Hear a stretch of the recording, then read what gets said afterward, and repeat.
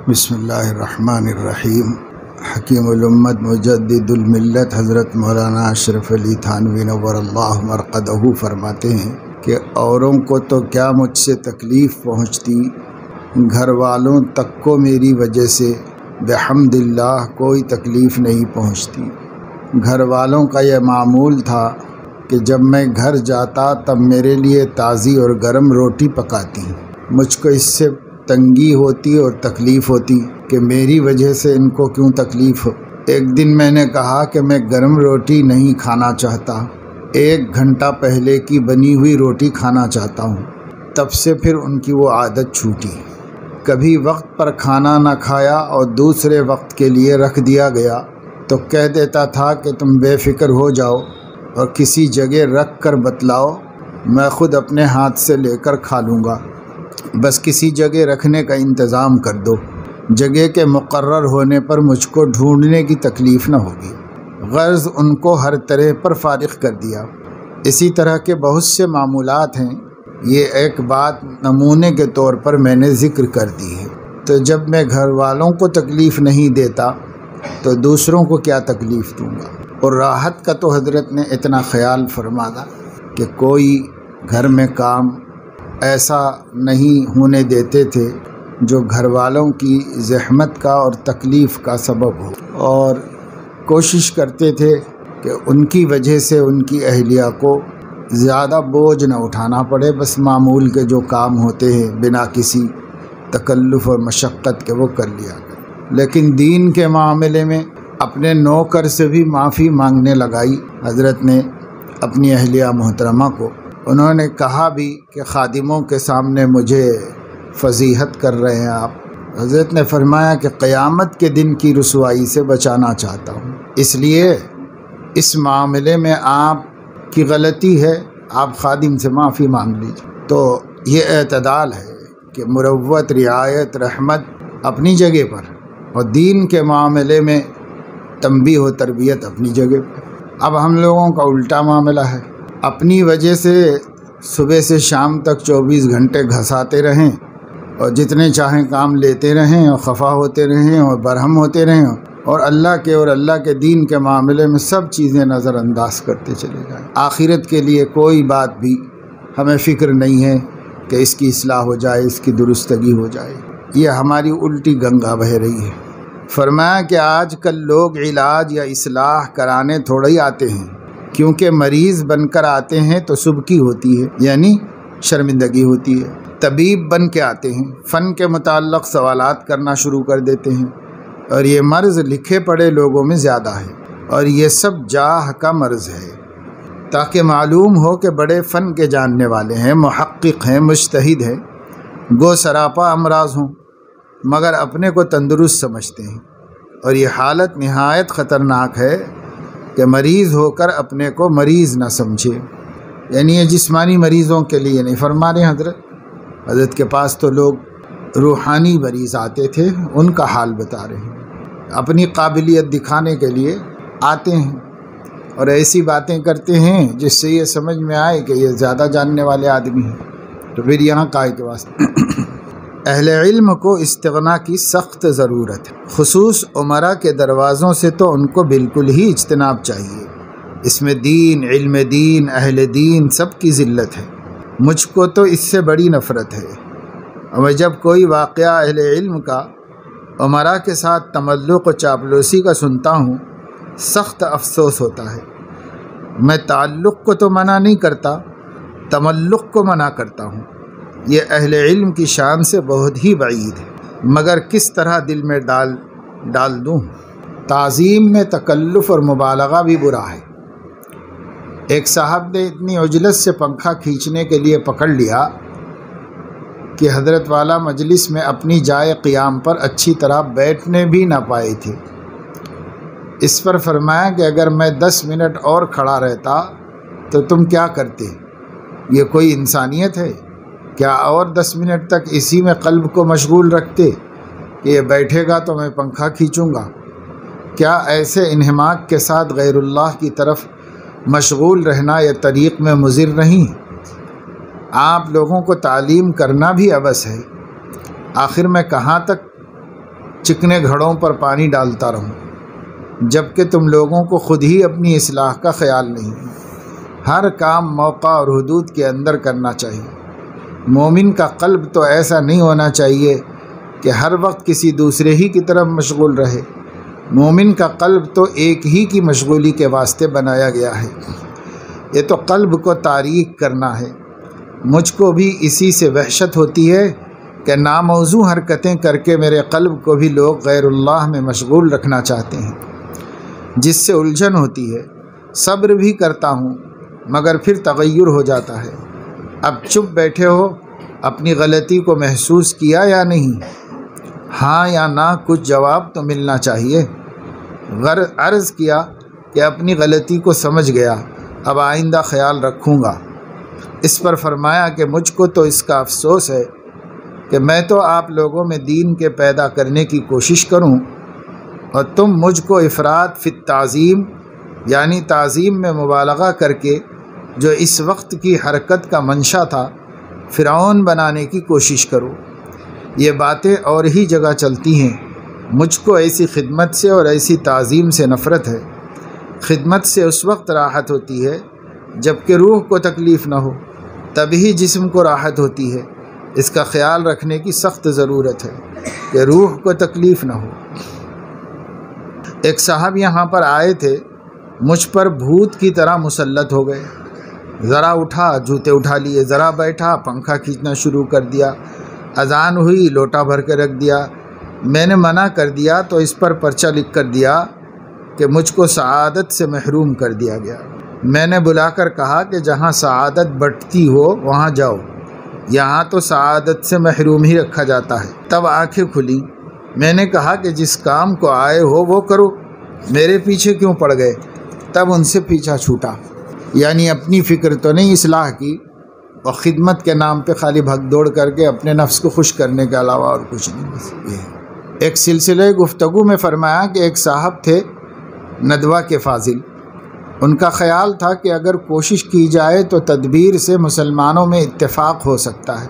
میں نے کہا کہ نری تدبیر سے مسلمانوں میں اتفاق نہیں ہو سکتا، اور میں نے آیت پڑھی هو الذی ایدک بنصرہ وبالمؤمنین وألف بین قلوبہم لو انفقت ما فی الارض جمیعا ما الفت بین قلوبہم ولکن اللہ الف بینہم، یعنی اللہ ہی نے تمہاری اے رسول صلی اللہ علیہ وسلم تائید کی اپنی مدد سے اور مومنین کے ذریعے، اور ان کے دلوں میں جوڑ پیدا کر دیا۔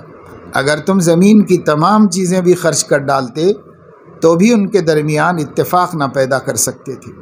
دیکھیے حضور صلی اللہ علیہ وسلم جیسے مدبر اور تدبیر کا اتنا بڑا سامان کہ تمام ما فی الارض کا انفاق، مگر ان سب تدبیروں کا نتیجہ اور حاصل دیکھیے کیا ارشاد ہے کہ ما الفت بین قلوبہم، ان کے درمیان اتفاق آپ نہیں پیدا کر سکتے۔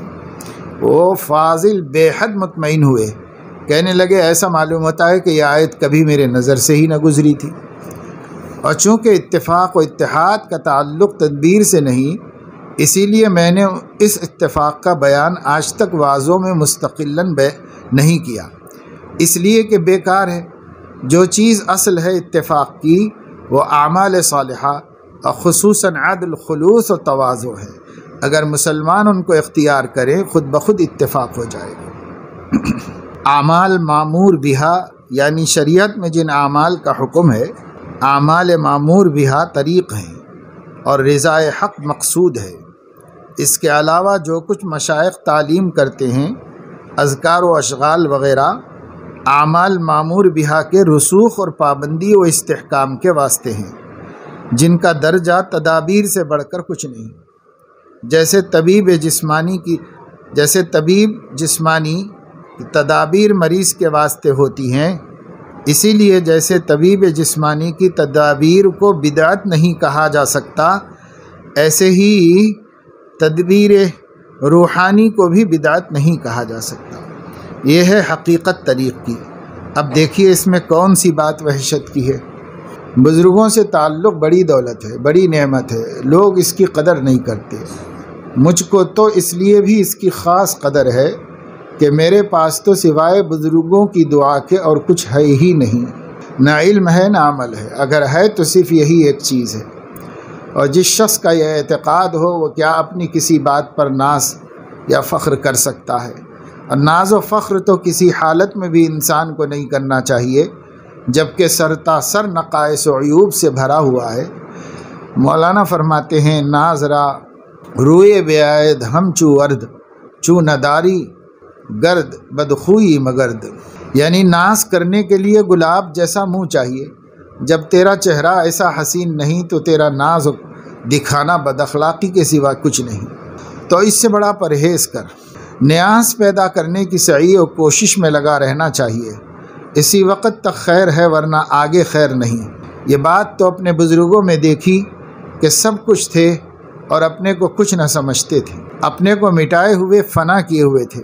چونکہ یہ طرز اپنے بزرگوں میں دیکھا اس لیے مجھے بھی یہی پسند ہے۔ آج کل کے ڈھونگ نظروں میں میرے سماتے نہیں، اور کوئی کتنا ہی بڑا ہو نظروں میں جچتا نہیں۔ اصل تو یہ ہے کہ ہمارے بزرگ ہم کو بگاڑ گئے اور کسی کام کا چھوڑا ہی نہیں، صرف ایک ہی کام کا بنا گئے، مٹنا فنا ہونا۔ فرمایا کہ میرے دل میں اللہ کا شکر ہے کہ باوجود بہت لوگوں کے ستانے کے اور بدنام کرنے کے نہ کسی کی طرف سے کینہ ہے، نہ کپٹ، نہ بغض، نہ عداوت۔ یہ تو غیر معتقدین کے ساتھ معاملہ ہے، اور معتقدین کے ساتھ یہ معاملہ ہے کہ میں نے یہاں کے رہنے والوں تک کو اپنے معاملات میں ایسا دخل کبھی نہیں دیا کہ ان کو یہ موقع ملتا کہ جس سے چاہا راضی کر دیا، جس نے چاہا ناراض کر دیا۔ بہت سے درویشوں کی یہاں آفت ہے، بہت سے درویشوں کے یہاں یہ آفت ہے۔ ایک مرتبہ میرے بڑے گھر میں سے ایک شخص کی شکایت کی، اور وہ شخص بھائی مرحوم کے یہاں کارندہ تھا۔ میں نے ان کو دروازے پر بلا کر کہا کہ یہ تمہارے متعلق کہتی ہے۔ انہوں نے اپنا تبرئہ کیا، یعنی الزام کا انکار کیا۔ میں نے گھر میں سے کہا، یعنی اہلیہ سے کہا کہ ثبوت تمہارے ذمے ہے، ثبوت دو۔ کہنے لگیں توبہ، آپ تو ذرا سی دیر میں آدمی کو فضیحت کرتے ہو۔ میں نے کہا کچھ بھی ہو مگر اب سے کسی کی چغلی مت کرنا اور ان سے معافی مانگ لینا۔ بس شرمندہ ہو کر رہ گئیں۔ جن لوگوں نے مجھ کو برا بھلا کہا، قسم قسم کے الزامات اور بہتان لگائے، ان سے کینہ نہیں، ہاں طبعاً رنج ہے، انقباض ہے، اور میں اس میں معذور ہوں، کیا کروں؟ غیر اختیاری چیز پر کیا اختیار؟ آخر بشر ہوں، اثر کا ہونا امر فطری ہے، یعنی بالارادہ کسی سے کوئی کینہ کپٹ نہیں رکھا ہوا ہے، سب سے دل صاف۔ اور جب دل دوسروں میں مشغول ہوگا تو اللہ میں کب مشغول ہوگا؟ اس لیے دل کو غیر اللہ سے فارغ کر لینے میں پھر اللہ سے مشغول رکھنا آسان ہو جاتا ہے۔ اس لیے غیر اللہ سے فارغ اس وقت تک نہیں ہوگا جب تک دل میں شکایتیں باقی رہیں گی، کینہ رہے گا، کپٹ رہے گا۔ ہاں طبیعت کا انقباض ہونا، منقبض ہونا، حضرت فرما رہے ہیں کہ یہ تو غیر اختیاری چیز ہے، اس پر میرا کوئی اختیار نہیں۔ جیسے شیخ سعدی رحمۃ اللہ علیہ نے فرمایا، توانم کے اندرون کسے نہ آزارم، میں یہ تو کر سکتا ہوں کہ کسی کا دل نہ دکھاؤں، مگر حاسد کو کیا کروں کہ وہ خود سے تکلیف میں ہے، میں نے تو نہیں دی ہے اس کو تکلیف، وہ اپنے آپ تکلیف میں ہے، میں کیا حل نکالوں اس کا؟ تو حاسد کو کچھ نہیں کر سکتے۔ باقی یہ ہے کہ ہم کسی کو تکلیف نہ پہنچائیں، یہ اہل اللہ نے اپنا مزاج بنا لیا تھا کہ ہم سے کسی کو تکلیف نہ ہو۔ حضرت مفتی محمد شفیع صاحب رحمۃ اللہ علیہ کا مشہور شعر ہے، تمام عمر اسی احتیاط میں کٹی، آشیاں کسی شاخ چمن پر گرا نہ ہو، میرا وجود کسی کے لیے تکلیف کا سبب نہ ہو، بس اسی احتیاط میں پوری عمر گزار لیا۔ دوسروں نے کیا تکلیف دی اس سے مطلب نہیں، ہم سے کسی کو تکلیف نہ ہو۔ یہ بہت بڑا طریق کا حصہ ہے جسے ہم لوگ اختیار تو کیا کرتے جانتے بھی نہیں۔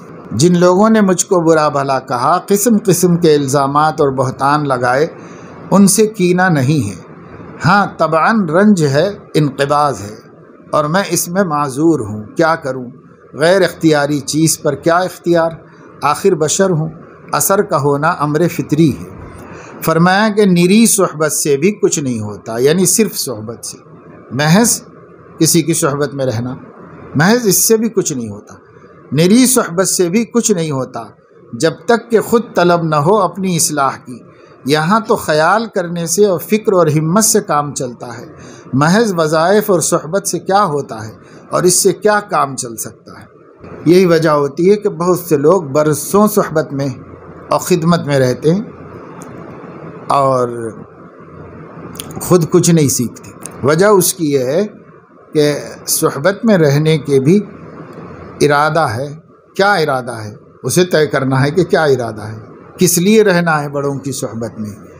تو جب اپنی اصلاح مقصود ہی نہیں بنائی، خدمت کرنا مقصود بنایا تو اپنا خدمت کر لے رہا ہے، شیخ کو، پیر کو، بزرگ کو جسمانی راحت پہنچا دے رہا ہے، بس ختم، اور خود کو کچھ بھی نہیں مل رہا ہے اور خود نہ سیکھ رہا ہے نہ فائدہ اٹھا رہا ہے، اس لیے کہ قصد ہی نہیں کیا، اور جس چیز کا آدمی ارادہ کرتا ہے وہی اس کو ملتی ہے۔ حضرت مولانا زکریا صاحب سنبھلی دامت برکاتہم نے کئی دفعے فرمایا، چونکہ وہ بہت طویل عرصہ حضرت قاری صدیق احمد صاحب رحمہ اللہ کے مدرسے میں پڑھا چکے تھے، ان کے ساتھ تھے، جوانی سے ایک لمبے عرصے تک وہاں تھے، باندہ ہی میں پڑھاتے تھے۔ بعد میں حضرت مولانا علی میاں رحمۃ اللہ علیہ نے حضرت قاری صدیق احمد صاحب سے سفارش کر کے ندوے میں بلا لیا، تب سے اب تک ندوے میں ہے وہ، لیکن فراغت کے بعد سے باندہ میں ہی پڑھاتے تھے، وہیں ایک لمبا عرصہ گزرا۔ ہمارے بھائی صاحب رحمۃ اللہ علیہ باندہ میں رہنے کے زمانے میں ان سے پڑھے تھے، وہاں پر تلمس کا شرف حاصل کیا تھا۔ تو مولانا نے کئی دفعے کہا، ایسے ہی جب یہاں تشریف لاتے تھے، رہتے تھے، قیام فرماتے تھے، تو کہنے لگے کہ مولانا میں نے حضرت کے ساتھ بہت لمبا عرصہ گزارا ہے، بہت لوگ دنیا بھر سے ان کے پاس آتے تھے، لیکن جو جس غرض سے آیا وہی پایا۔ جو دواخانہ چمکانے آیا تھا اس کا دواخانہ چمک گیا، جو کاروبار بنانے آیا تھا اس کا کاروبار بن گیا، جو لوگ واقعتاً اپنی اصلاح و تربیت کے لیے آئے تھے وہ بھی ہیرے بن گئے، مگر جو جس غرض سے آیا اپنی نیت اپنی طلب پر ہے، وہ چاہے کتنا بڑا پہنچا ہوا ہوگا، مگر ہمارا کیا ارادہ ہے، ہمارا جیسا ارادہ ہوگا اللہ تعالیٰ ویسے عنایت فرماتے ہیں۔ اس چیز کی بڑی کمی ہے، یا تو لوگ چلے جاتے ہیں علماء کے پاس، بزرگوں کے پاس، تو بزرگ ہونے کا اطمینان بھی نہیں ہوتا، تیقن تو کبھی نہیں ہو سکتا کہ وہ اللہ کا علم ہے، کسی کے اندرونی حالت تو اللہ ہی کو معلوم ہوتی ہے اور ہم اس کے مکلف نہیں، لیکن جو ظاہری زندگی سے، باتوں سے، تعلیمات سے، عملی زندگی سے جو چیز سمجھ میں آتی ہے، اس میں ہمیں یہ اطمینان حاصل کرنا ہے کہ یہ خود دین پر ثابت ہے یا نہیں ہے، اور صحیح الاعتقاد ہے یا نہیں ہے، اور دوسروں کی تربیت میں اتباع سنت کا اہتمام کرتا ہے یا نہیں کرتا ہے، اس کو دیکھ لینا ہے بس۔ چونکہ ہم خود متبع سنت بننا چاہ رہے ہیں، ظاہر و باطن کو سنت کے مطابق بنا لینا چاہ رہے ہیں، یہ ہماری غرض ہے۔ یہ غرض یہاں پوری ہو سکتی ہے کہ نہیں، اس کے لیے 1 دفعہ 2 دفعہ 5 دفعہ 10 دفعہ آدمی ملاقات کرے، کچھ وقت گزارے، کچھ دیکھے، کچھ سمجھے۔ کیوں؟ اس واسطے کہ جب تک کسی سے اعتقاد میں کمی رہے گی نفع نہیں ہوگا، فائدہ ہی نہیں اٹھائے گا، کیونکہ اعتقاد کی کمی بدگمانیوں پر ڈالتی ہے، اب بدگمانیوں کے ساتھ کسی سے کیا استفادہ کرے گا؟ تو یہی رسمی قسم کا آنا جانا اس کا رہے گا، اب خود ہی مطمئن نہیں ہوگا دل، اور جب دل خود ہی مطمئن نہیں تو کیا باتیں مانے گا، کیا کہا مانے گا کسی کا؟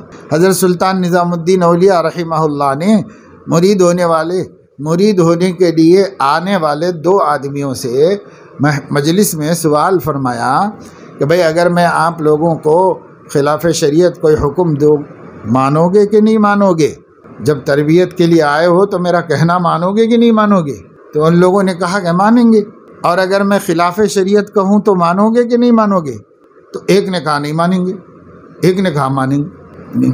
جس نے مانیں گے کہا تھا اس کو بیعت کی، اور جس نے نہیں مانیں گے کہا تھا تو صحیح تو اس نے کہا تھا لیکن اس کو بیعت نہیں۔ تو لوگوں کو بڑا تعجب ہوا، حاضرین کو، پھر اس تعجب کو دور کیا اور فرمایا، ان سے ہی پوچھا کیوں نہیں مانو گے بھئی؟ آپ جب میرے سے تربیت حاصل کرنا چاہ رہے ہو تو میرا کہنا کیوں نہیں مانو گے؟ تو اس نے کہا حضرت ہم تو دین سیکھنے کے لیے آئے ہیں، آپ دین کے خلاف کہیں گے تو ہم کیوں مانیں گے؟ ہم نہیں مانیں گے، ہم تو دین میں ترقی کرنا چاہ رہے ہیں۔ کہا اچھا ٹھیک ہے، بہت اچھا تم نے سوچا اور بہت اچھا جواب دیا۔ بھائی تم کو یہ بات نہیں معلوم تم نے کیوں کہا کہ مانیں گے؟ تو اس نے کہا کہ حضرت اگر مجھے یہ ڈر ہوتا کہ آپ دین کے خلاف کہیں گے تو میں کبھی نہ آتا آپ کے پاس۔ مجھے یہ یقین ہے کہ آپ دین کے خلاف نہیں کہیں گے، اور اگر دین کے خلاف مجھے لگے گا تو میں سمجھوں گا کہ میری غلط فہمی ہے، میں تحقیق کر لوں گا، میں پوچھ لوں گا۔ لیکن یہ کہ مجھے نہیں معلوم، مجھے نہیں شبہ ہے کہ آپ دین کے خلاف مجھے کہیں گے، سب اطمینان ہوا تو آیا میں آپ کے پاس کہ آپ مجھے دین پر ہی چلائیں گے، اس اطمینان پہ آیا ہوں۔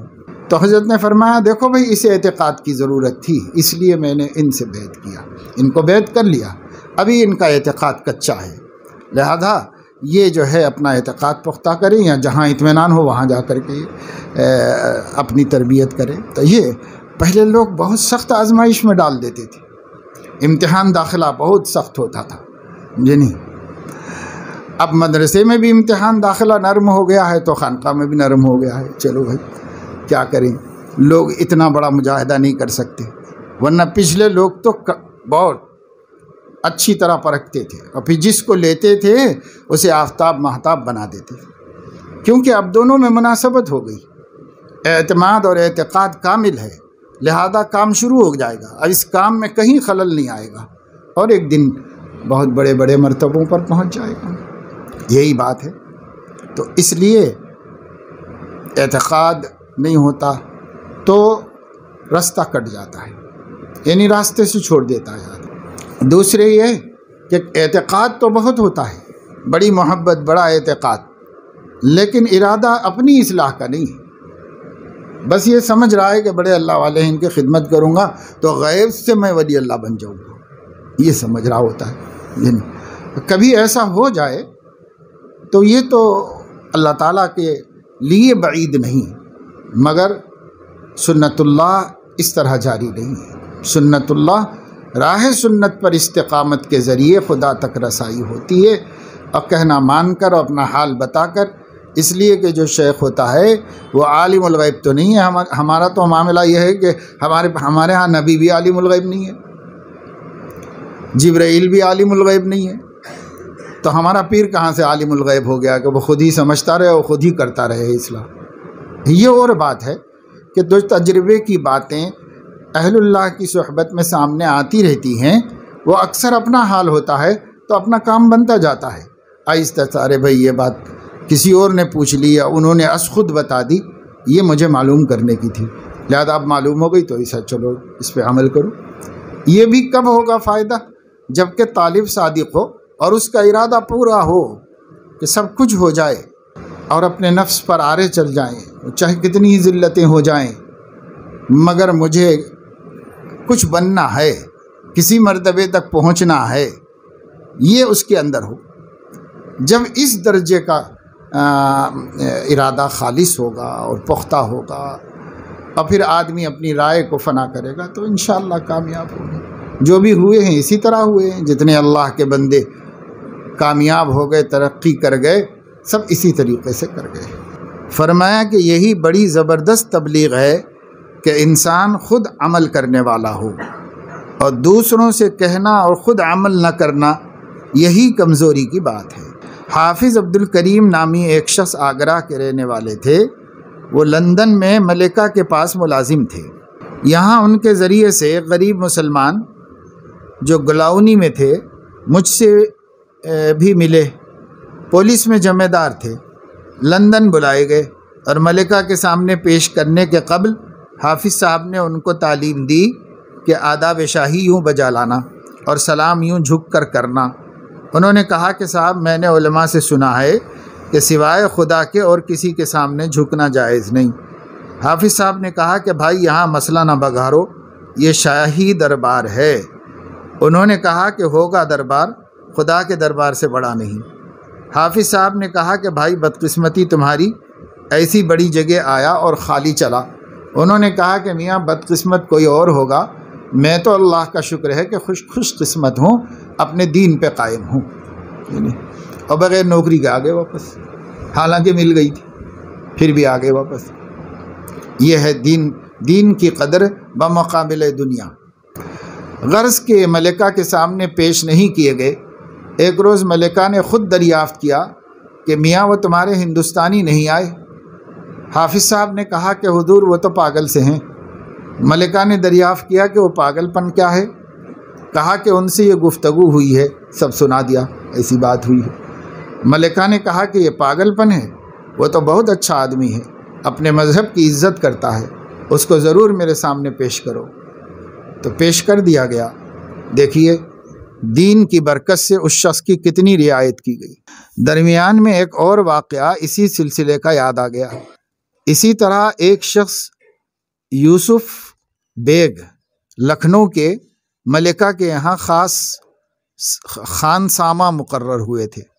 ملکہ کو معلوم ہوا کہ یہ گوشت نہیں کھاتے۔ ان سے پوچھا، انہوں نے کہا کہ یہاں ذبیحہ خلاف شرع ہے۔ ملکہ نے کہا کہ شرع کے موافق کس طرح ہو سکتا ہے؟ انہوں نے بے ضرورت بھی بہت سا نخرہ پھیلا دیا۔ ملکہ نے ان کے بیان کے موافق حکم دیا کہ ان کے ذبیحے کے لیے ایک مکان الگ تیار کرا دیا جائے، ذبح کرنے والا مسلمان ہو، اس کے متعلق برتن، چھری، کپڑا سب الگ اور صاف ہو۔ یہ قصہ یوسف بیگ نے خود مجھ سے بیان کیا۔ یعنی جب آدمی دین پر مستقیم ہوتا ہے، اللہ کے واسطے جمع ہوتا ہے، اللہ تعالیٰ راستے بنا دیتے ہیں۔ یہ تو جملہ معترضہ تھا۔ اب میں جمیدار مذکور کے قصے کی طرف عود کرتا ہوں کہ حافظ صاحب نے ان کو پیش کر دیا۔ یہ پہنچے اور نہ جھکے نہ اور کچھ کیا، جا کر السلام علیکم کہا۔ ملکہ نے اپنی دستی گاڑی پر ہوا خوری کی خدمت پر ان کو ملازم رکھ لیا۔ اپنی خاص گاڑی پر ہوا خوری کے لیے جب وہ جاتے اس پر ملازم رکھ لیا ان کو، اور ان کی بڑی قدر کرتی تھی۔ غرض دینی کمزوری اپنی ہی ہے اور دوسروں پر الزام۔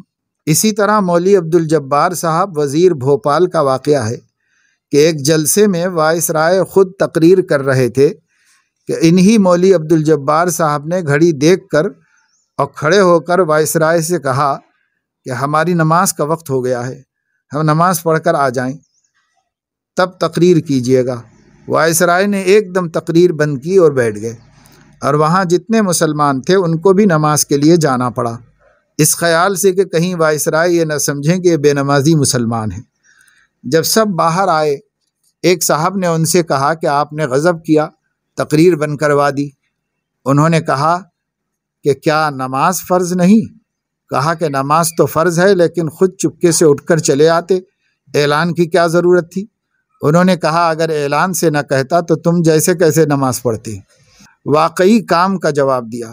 غرض خود ویسا ہو جانا بڑی زبردست تبلیغ ہے۔ یہ واقعات تو پختگی کے ہیں۔ اب غیرت اسلامی اور حمیت اسلامی اور جوش اسلامی کا ایک واقعہ سنیے۔ راجہ گوالیار کے یہاں فوجی لوگ داڑھی مڈائیں یا نہ مڈائیں، اس کے متعلق کوئی قانون نہ تھا۔ ایک شخص مسلمان نوجوان فوجی داڑھی مڈایا کرتا تھا۔ سب برا بھلا کہتے کہ تو داڑھی مڈاتا ہے۔ وہ جواب میں کہتا کہ میاں گناہ کرتا ہوں، اللہ معاف کرے گا۔ پھر اتفاق ایسا ہوا کہ راجہ کی طرف سے حکم ہوا کہ فوج میں رہنے والا شخص کوئی داڑھی نہیں رکھ سکتا۔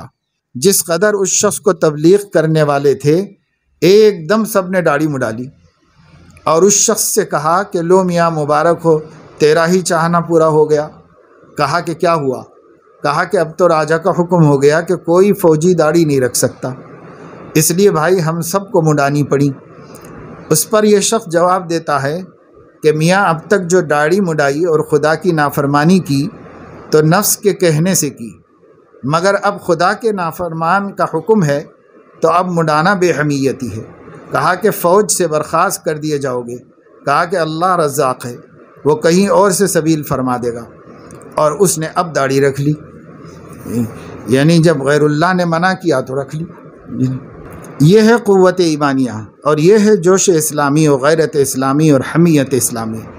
مگر مسلمانوں نے خود ہی کمزوری اختیار کر لی، اس کے یہ نتائج ہیں جو ظاہر ہو رہے ہیں۔ اللہ اکبر۔ فرمایا کہ میں کہاں تک اس کی رحمتوں اور فضل کا بیان کر سکتا ہوں اپنے اوپر۔ اپنے بارے میں حضرت فرما رہے ہیں کہ میں کہاں تک اللہ کی رحمتوں اور اس کا فضل بیان کر سکتا ہوں۔ لاکھ لاکھ شکر ہے اللہ کا کہ ایک دفعہ مجھ کو 17 دن تک طاعونی بخار آیا، غشی طاری رہی، مگر نماز ایک وقت کی بھی بحمد اللہ قضا نہیں ہوئی۔ حالت یہ تھی کہ نہ ہوش، نہ کھانا، نہ پینا، مگر جیسے ہی نماز کا وقت آتا ہوش آ جاتا تھا، اور اتنی قوت بھی آ جاتی تھی کہ بدون کسی کے سہارے خود نماز پڑھ لیتا تھا۔ یہ بس اللہ ہی کا فضل ہے، رحمت ہے۔ یہ بخار جلسہ سہارنپور کے واعظ میں ہوا تھا، اس کے قبل بخار آیا تھا، نقاہت باقی تھی کہ جلسے میں جانا ہو گیا، مگر واعظ کہنے سے عذر کیا۔